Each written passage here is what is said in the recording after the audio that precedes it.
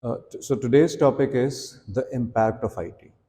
Impact of IT on different areas of our everyday life, as in how technology is being used to assist us or to make things easier for us in certain areas where we use it in our everyday life. Now, when we talk about impact, as we have been talking about it earlier as well, impact does not necessarily mean that we are only talking about the good things, or as if everything is an advantage.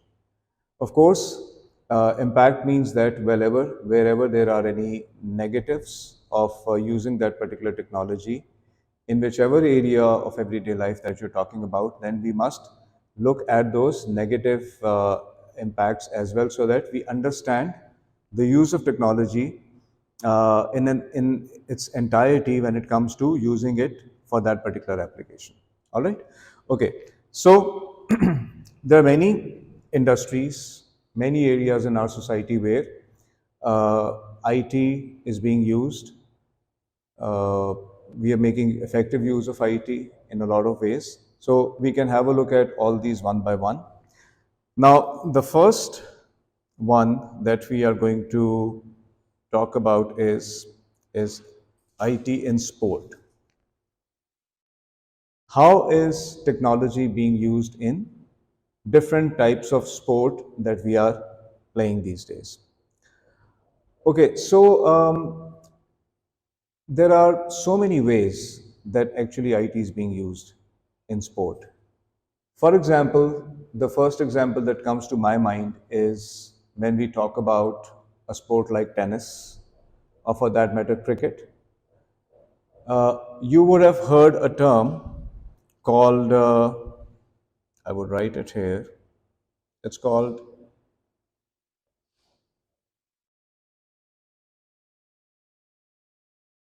Hawkeye. Yeah? There's a technology called Hawkeye, which is used in tennis as well as cricket and maybe certain other sport as well. But these are two areas where at least I can relate to it the most. Now, what is the purpose of Hawkeye? The purpose of Hawkeye is to very accurately uh, take some decisions or make some decisions which, in other words, through bare eye or through naked eye, the referees might not be able to see very accurately. So particularly when we talk about tennis, we know that in tennis there are line calls. Now, what are line calls? Anybody who's interested in watching the sport, or if you are in any way playing it, would know that line calls are about where the ball pitches on the court, okay, and if it touches the line or not, whether it is with inside the line, it is on the line, or it is outside the line. Now, if it is outside the line, whether it is when the ball is being served, or if it is a shot being played, so whether it is the sidelines or it is the back line, okay, where it all ends, the ball has to pitch within, either within the line or on the line. Even if it slightly touches the line, it is considered to be inside. It would only be considered outside if it no part of the ball is touching the line or it is over the line. That is what this Hawkeye technology is about. Now, the thing is that while the sport is going on and the action is going on, it is not very easy for the referee to see everything very accurately. Some line calls are very close. Some are very, they're very evident and they can be made very easily by the human referee. But on some occasions, it is like a touch and go kind of a situation, right? Where probably technology gives you a more accurate insight into what actually happened. So you would have noticed that on a number of occasions, the players who are playing the sport would challenge a call of the referee. They feel that their shot was in, it touched the line, whereas the referee, if the referee says that it was outside, then they usually challenge the umpire's call. The reason is that they know that technology is available to verify it. So a number of occasions, or almost, it happens regularly while you're watching the sport, that it happens that sometimes the player is right, on other occasions the referee is right. But at the end of the day, what benefit is it that you're getting out of it? Well, the benefit that you're getting out of it is that the decision making has become more accurate, and uh, a player feels that he or she has been done justice with. Otherwise, if technology wasn't around, and if a player thought that, well, the ball was inside, but the referee ruled it out, then and if the player doesn't agree, and there is no form of verifying it available, such as, there's no aid of technology available, then that just kind of sits at the back of your mind that, well, probably I was hard done with, know that kind of a thing. एक feeling आ सकती है ना आपके अंदर कि वो call भी गलत थी, ये कॉल भी देखो गलत कर दी, मैं समझता था अंदर है, but there is no way to verify it. Once it gets verified, okay, through technology, then everybody is at ease. Then, nobody, then you see it with your own eyes that, whatever the decision was, whether if it was in favor, why was it in your favor? If it was against, why was it against you? So once it gets verified, then you are settled. All right. So in other words, it brings more fairness to sport, use of technology. So at least I believe, and I guess many people believe in this. I don't know about you people. Maybe you can also give your thoughts about it. Do you think that this kind of a use of technology in sport makes the decisions more fair, or not? The decisions are more fair, okay, and overall it's not you can't say that it is more tilted towards one player or the other, since everything can be seen not only by the players, the referee, all the audience who are watching the sport, so everybody gets a consensus on something. Yeah. So at the end of the day, it's just that the sport is played more fairly and everybody is satisfied with the decisions and with the outcome. That is what the whole idea is, right? So I believe that wherever technology can be used, if it can make the overall experience more enriching, more satisfying, where everybody is agrees, there's an agreement, then it should be used. The other example that comes to my mind is when Hawkeye is used in cricket. Okay, very important sport. We all like cricket. Okay, so we do know that Hawkeye in cricket is being used when it comes to run out decisions. Okay, as well as the LBW decisions, where Hawkeye is used, where you have to see the trajectory of the ball, where it pitched, where it hit the batsman. So according to the rules, the technology shows you whether the ball would have hit the wickets or not. Okay, if the batsman, if it's the ball strikes the batsman on his pads in front of the wickets, so what was, according to the trajectory and so on, was the ball missing the wickets or was it hitting? So it makes it easy for making the decision, giving the players an opportunity to challenge the umpire's decision.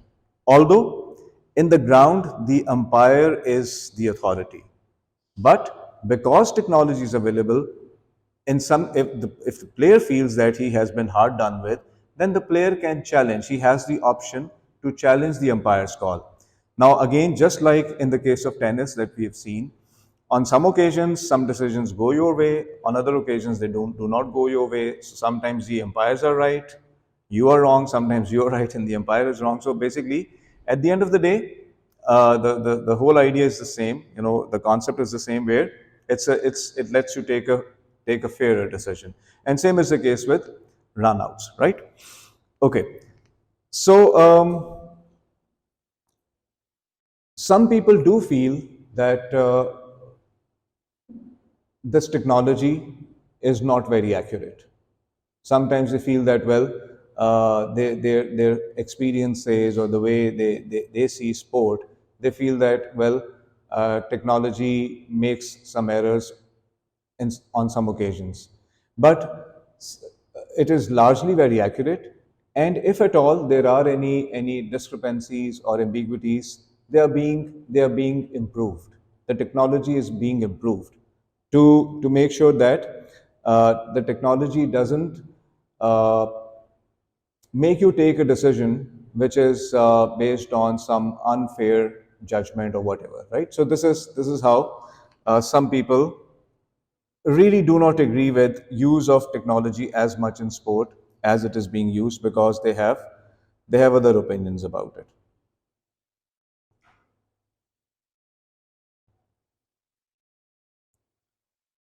Okay, so this point has been mentioned here, that it says some people welcomed or welcome the use of technology. Okay, they believe that it just makes the play fairer. We were just talking about it, allowing correct decisions to be made. Others believed that it is, uh, that the play is, in terms of viewing, it just makes it less enjoyable. Any idea why people would think that making use of technology will make it less enjoyable? In what sense would that kind of an argument come in? As in, why would use of technology make the play more less enjoyable? Any idea?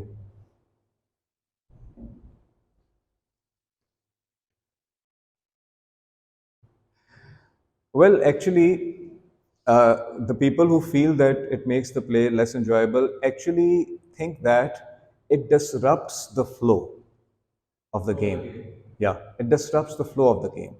These starts and stops actually take that essence out of the game, where you're glued to the action and you just want the action to keep on happening without any starts and stops. So whenever there is a stop, it's like a break of momentum to the things that are going on.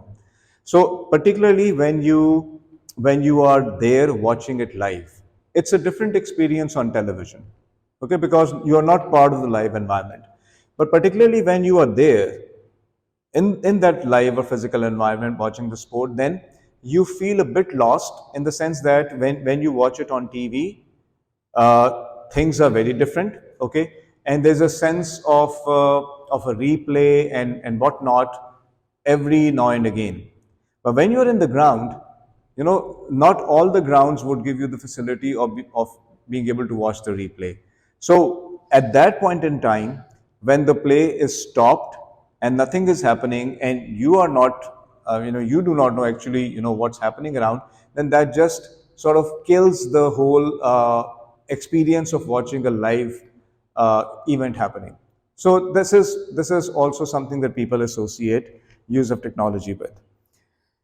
So you could see here that he has used this term Hawkeye, and he's referring to a sport such as tennis, use of Hawkeye in tennis. So some feel the system being used is very accurate. Others, raise questions over its accuracy. So, well, whenever this is the case, as they say, you cannot make everybody happy all the time. Okay, so yes, you can make some people happy, and you may not. You may also annoy some people. Yeah, we are not always. All of us are not always happy. So that's the way it is. Not only with use of technology in sport, but generally uh, with many other things in life as well. Okay, let me just quickly recall or recollect if there's anything else that I would like to talk about when it comes to IT in sport. Um, well, one aspect that has not been mentioned here, which I would like to highlight, is how advanced the coaching has become because of use of IT or technology. Like when we talk about cricket, the right bowling action, you can attach sensors to the bowler's body, the arm and stuff, and those sensors would note down if your bowling angle is right or not, if your arm is coming at the right angle or not. This is what, this is use of technology. Yeah. So makes bowlers correct their action. IT being used in assembling so many of the statistics that statisticians rely on or rely upon when they, when they have to analyze the game and make a game plan. You see, the technology, computers, software give you the option of watching replays as many times as you want.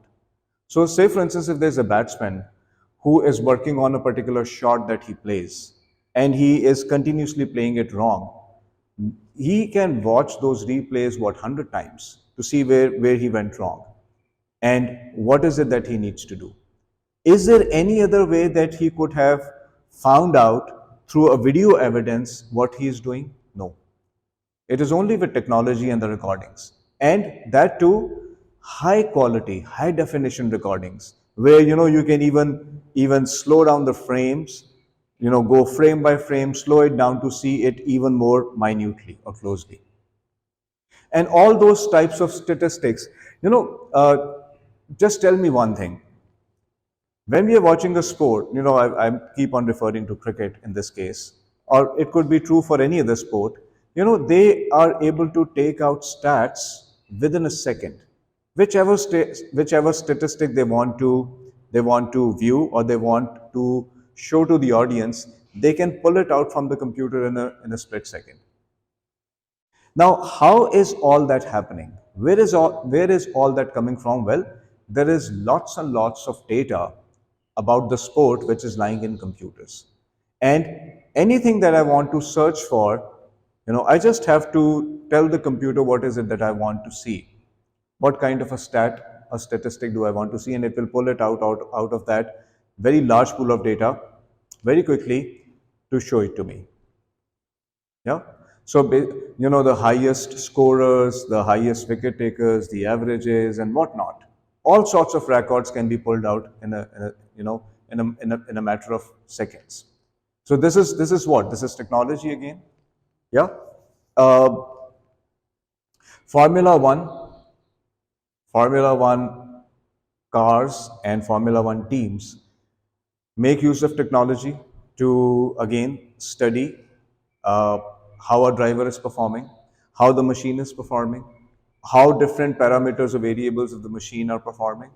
So a Formula One car these days is a very highly, it is a highly advanced car with tons of sensors on it, noting down each and every aspect of the way the car is being driven and noting down each and every aspect of every little move that the driver makes. Hence, to analyze it for improvement in future. Okay, so if had all this very valuable data not been available, you would not have been able to figure out if, say, for instance, you were making a mistake somewhere or your machine was faulty, in some way. You would never have been able to figure out had all this data, real time data, not been available. So after every race, all this data that was gathered or collected through sensors is analyzed and studied to see, what happened. And based on that, then you can plan the future course of action. All right. Okay. So just wanted to talk about these few more things which I don't have not been mentioned here. Okay. Our next area is manufacturing. IT in manufacturing. Well, uh, use of IT is in manufacturing is such a it is so vast, it's so vast scale, I would say, use that if we start thinking about it, we will keep on coming up with examples where technology is being used in manufacturing. And I think the very first thing that comes to our mind when we think about use of technology in manufacturing, well, we think about robots. How robots are being used in so many different industries to do the day-to-day tasks related to manufacturing, and the kind of efficiency that use of machines or robots has brought about in in manufacturing, all right? And lots of people are benefiting from it, of course. So, one industry in the world where robots are being used the most is the car manufacturing industry, all right? You could say that car manufacturing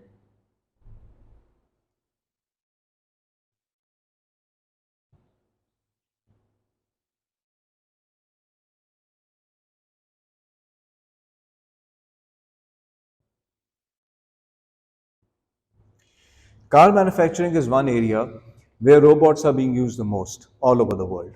If we were to, compare the industries where robots are being used, it is the car manufacturing industry where robots are being used the most. But yes, of course, there are many other industries where robots are being used. So, what are some of the underlying benefits of making use of robots in the manufacturing industry, be it car manufacturing or any other industry? Well, robots are programmed devices, and they are able to function very speedily. They're able to perform tasks very fast, yet maintaining accuracy of the task. One thing which is important when you with manufacturing, and particularly using machines, or say for instance, if we do not talk about machines right now, if we talk about manufacturing generally, it is not only important to make sure that a task is completed in less time. It is equally important that that task is completed accurately, maintaining the standards and maintaining the right quality. Only doing the task in a certain time period is not important. Doing it the right way is equally important, because if you are able to do something in a short time, but you do not do it the way it had to be done, then what's the point of doing it in short time? So that is what the whole idea is. Now, when it comes to making use of machines, robots, and manufacturing, this is what robots make you do or make you achieve. They do not only reduce the time that it takes to get a job done, but they also ensure a certain level of quality.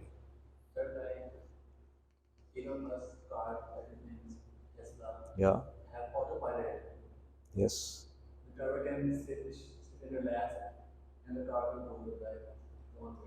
Yes. Yes.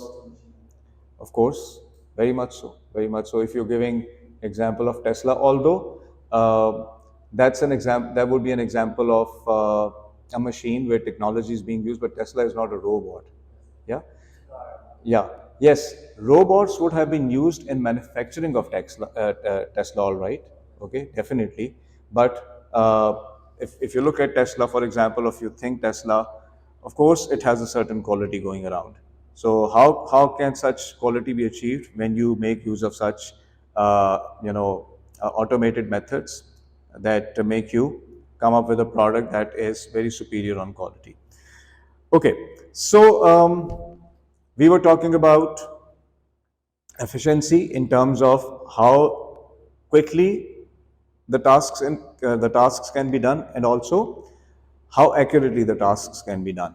You cannot associate that kind of speed or efficiency and accuracy with humans. Why not? Because, well, humans can make mistakes in the sense that, well, when you are doing a task over a period of time, if it is the same task, if it is the same task that you have to repeat over and over again, you will get bored about. You will get bored, and when you get bored, your concentration can wander. Okay, and once your concentration is not there, or your attention is not there, then whatever it is that you are manufacturing may not be of the right quality, because you're not focusing on the task. And beyond a point, to expect that from humans over a long stretch of time is, I don't think that's a fair call, because humans have instincts, feelings, everything which machines don't. Yeah, all these characteristics that I just spoke about, boredom, and I mean, it's a negative trait actually, but that's the way it is. And the fact that you get tired, the fact that because of all these things your attention may not remain, but that at the end of the day would affect the work that you're doing and its quality. Hence, the products that are made may not be of a standard quality throughout. Yeah, but when it comes to machines such as robots, we do not associate any of such problems with machines. Machines do not have feelings, they just work on the instructions given to them. So it doesn't really matter if a machine is manufacturing something 8 o'clock in the morning and 8 o'clock at night, but so many hours have been passed by. So it will manufacture the last unit in the assembly, okay, or in the on the production line exactly in the same way as it manufactured the first product first up in the morning during that assembly run. So hence the quality of the finished products can be relied upon and it is consistently good. Now, when it is consistently good, there is absolutely no or minimum of wastage. So, if there is no wastage, then that would mean that no wastage would, of course, mean that your production will improve. Wastage reduces production. The more accurately and qualitatively you are able to produce something, the maximum would it be that you would achieve in terms of production. क्योंकि wastage तो हो ही नहीं रही, आप सारा कुछ accurately बन रहा है, तो maximum production. So the more the production, the more the sales, the more the revenues, and of course, we do know that the more you produce, the cost of manufacturing goes down. In a certain time period, if you're able to produce more than what you were producing, then the cost of production would go down, and that is going to benefit you at the end of the day. Yeah. So now we are talking a little bit business here as well. You know how things go on in business.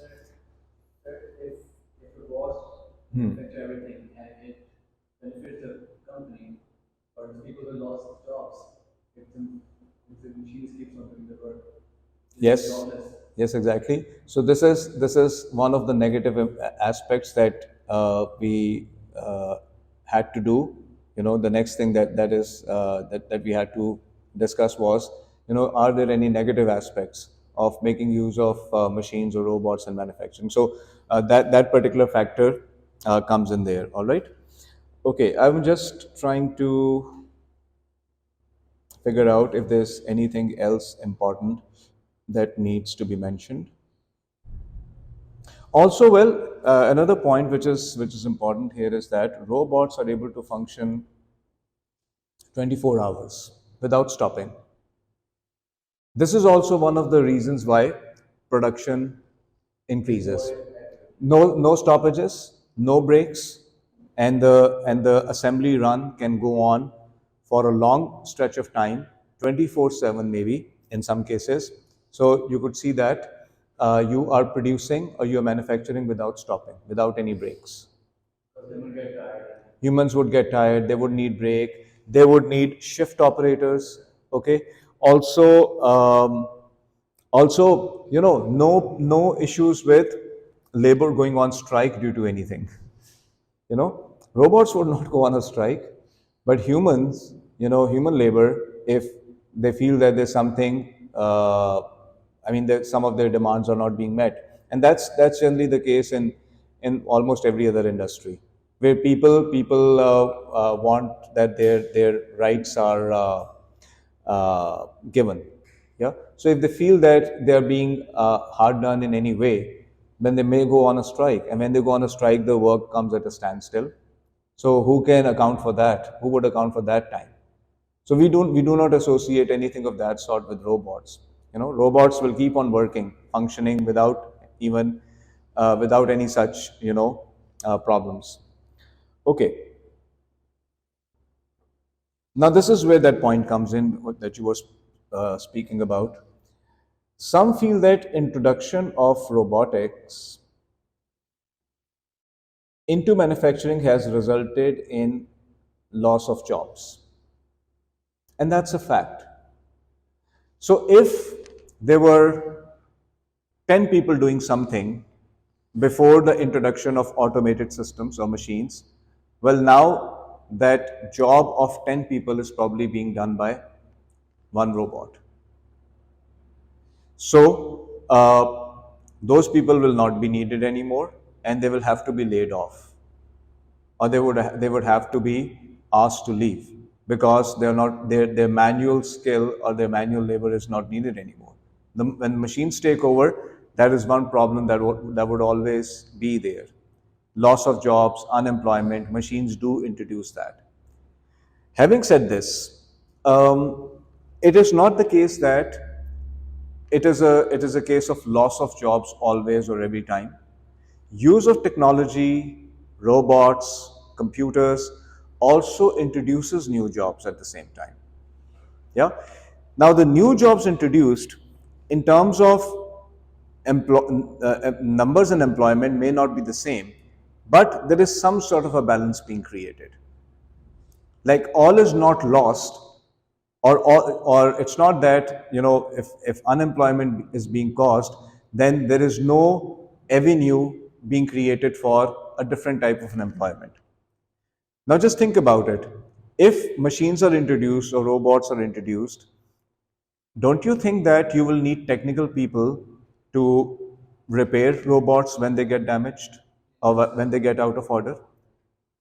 Jobs of programmers will increase because there is somebody out there, or there has to be somebody out there who programs those robots the way they have to function. So yeah, technical people will be needed. People who are technology educated will be needed in specific domains, such as people who would program, people who would be doing hardware maintenance. Yeah, people who would be technical specialists in maintaining robots, that that they're functional all the time, and if say for instance a problem arises or they go out of order, how to fix the problem. So there are some jobs being created as well. So it is all about how you really foresee the future. If you know that this is something where the world is heading towards, then it is important that you foresee the future and you plan accordingly. Even after having foreseen what is going to happen in future, you do not prepare, and then on the basis of that you have to suffer a loss, such as a loss of job or something. Then of course, well, uh, you'll have some blame will have to be put on you. If you would upgrade yourself, if you would know that, okay, I need to take a different direction and I need to prepare for it, then maybe you would not be jobless, because you would already be preparing for what's to come. Okay, so you'll prepare for it in advance. So that is also one of the things that we must look at. So, of course, this is a disadvantage.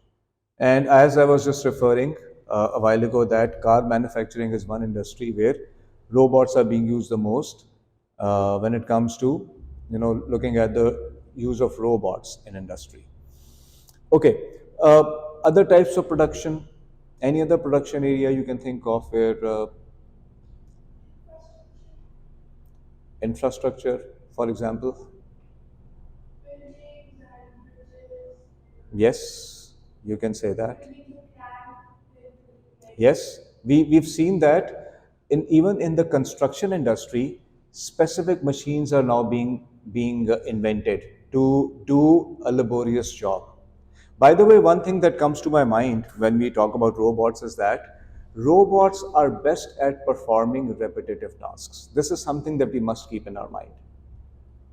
Robots are best at performing tasks that are of a repetitive nature, that have to be repeated in the same way over and over again. And you see, since the human mind is very creative, we want to do new things all the time, or we cannot do the same thing over and over again, day in and day out, for a very long period of time, because we would get bored because of that. Hence, when a production worker goes to the factory in the morning and has to do the same thing from morning till evening, don't you think boredom would set in? Because he would be doing that repetitive task at a at a stretch for about maybe 10 to 12 hours or maybe even more.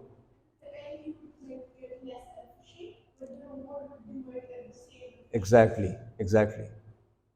Yeah. So the thing is, that is why we say that machines such as robots are best at performing repetitive tasks which humans would find boring after some time. Machines, since as I said, do not have such feelings, they would keep on doing it with a certain amount of efficiency. So this is also something that we must keep in our mind. Okay. So as I said, where jobs have been lost, new jobs have been created, not only when it comes to using robots in manufacturing, but otherwise also if we sort of sidetrack a bit from manufacturing exactly, when we talk about computers and automated systems, they are replacing people everywhere. Yeah. Yet at the same time, technology has certain domains that results in creating new jobs as well. So people who are technically qualified in those areas would have jobs available because they can get themselves employed, and they can just go on with their life in a nice way. Yeah, because they would remain employed. So such as, what can we really think about here is, we spoke about programmers, uh, computer technicians, hardware technicians. We can talk about, we just spoke about people who would fix robots, people who would make computer programs, and who would program machines such as robots and other types of machines, right? Uh, Project managers, systems analysts, game developers, uh, you name it. You know, people developing booking systems, online shopping platforms, uh, so on and so forth. So jobs are being created on the sides also. So it's not that everything is being lost because of introduction of computers or automated systems or any other such technology.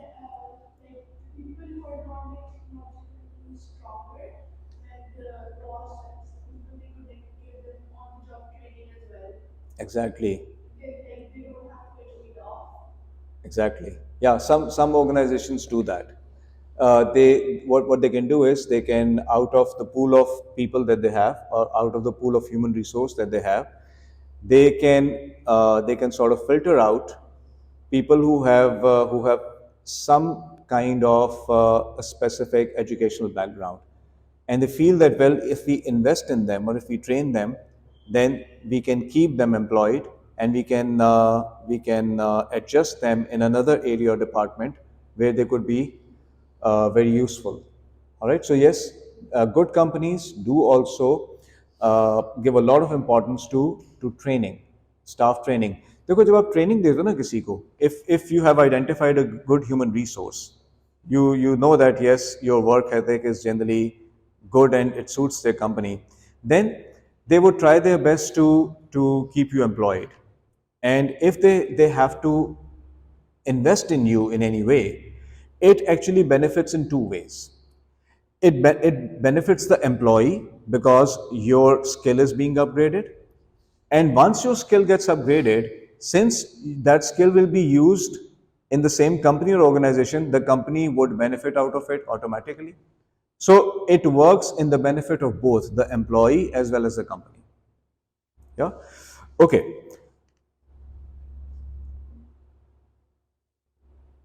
So are these two aspects of use of technology understood? Yeah. The first one was technology in sport, or IT in sport, and IT in manufacturing. Okay, so that's great.